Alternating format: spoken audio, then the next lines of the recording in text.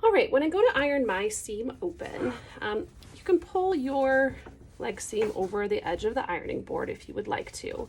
In class, we have these things called seam rolls, so you can just stick that inside and then iron the seam open on top of that. So we just want this to be laying flat. That'll help us with our next step.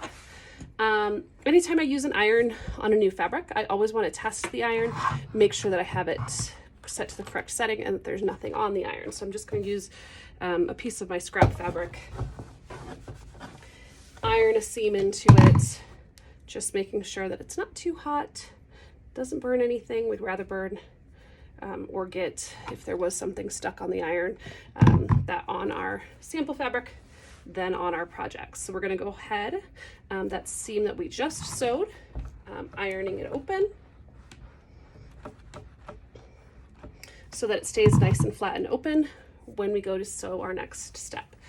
So on the outside, as you can see, it's nice and flat. That will be my inner leg seam.